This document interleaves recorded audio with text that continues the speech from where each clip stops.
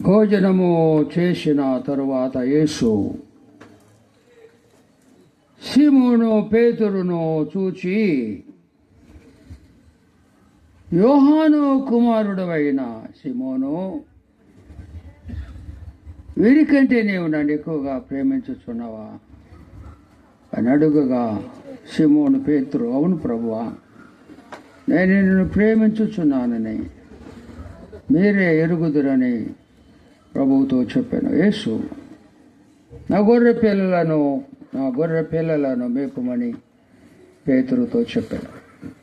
మరలా ఆయన, యోహాను కుమారుడవైన సీమోను, నన్ను ప్రేమించుచున్నావా అని రెండవసారి పేతురును అడుగగా, అతడు, అవును ప్రభువా, నేను నిన్ను ప్రేమించుచున్నాను అని మీరే ఎరుగుదురని ప్రభువుతో చెప్పాను. ఆయన, ప్రభువు నా గొర్రెలను కాయుమని చెప్పాను. మూడవసారి ఆయన, యేసు ప్రభు, యోహాను కుమారుడవైన సీమోను, నన్ను ప్రేమించుచున్నావా అని సీమోను పేతురును అడిగాను. నన్ను ప్రేమించుచున్నావని మూడవసారి తనను అడిగినందుకు పేతురు వ్యసనపడి, ప్రభువా, నీవు సమస్తము ఎరిగిన వాడవు, నిన్ను ప్రేమించుచున్నానని నీవే ఎరుగుదువని ఆయనతో చెప్పాను. యేసు, నా గొర్రెలను మేపుము. నువ్వు యవ్వనుడవై ఉండినప్పుడు నీ అంతట నీవే నడుము కట్టుకొని నీకు ఇష్టమైన చోటుకి వెళ్ళుచుంటివి. నువ్వు ముసలి వాడవైనప్పుడు నీ చేతులు నీవు చాచుదువు, వేరొకడు నీ నడుము కట్టి నీకు ఇష్టము కాని చోటికి నిన్ను మోసుకొని పోవునని నీతో నిశ్చయముగా చెప్పుచున్నానని సీమోను పేతురుతో చెప్పాను. అతడు, సీమోను పేతురు, ఎట్టి మరణము వలన దేవుని మహిమ పరచును దాన్ని సూచించి ఆయన ఏ మాట చెప్పాను. అతడు, సీమోను పేతురు, ఎట్టి మరణము వలన దేవుని మహిమ పరచును దాన్ని సూచించి ఆయన యేసు ప్రభువు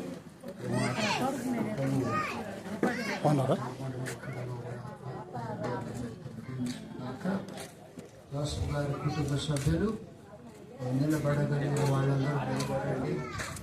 పెద్దవాళ్ళు నిలబడడం అవసరం లేదు. ఒంగోలు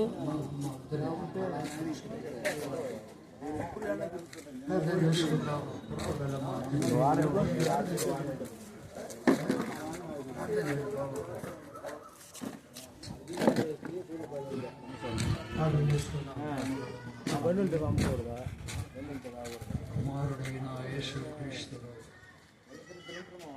మాకు ప్రసాదించిన గొప్ప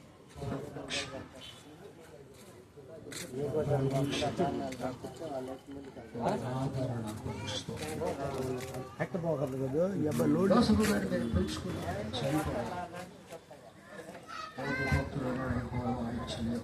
తీసుకుని నామమునకు స్తుతి కలుగును. ఈ స్థుతి కోటలు తండ్రి, నీ బిడ్డలు మీరు పెంచుకున్నారు, నేను ఎదిగిన బిడ్డలను మీరు పెంచుకుంటారు తండ్రి. ఆయన విడిచి వెళ్ళినటువంటి భార్య బిడ్డలను మీరు ఆదరించండి తండ్రి, ఓదార్చండి.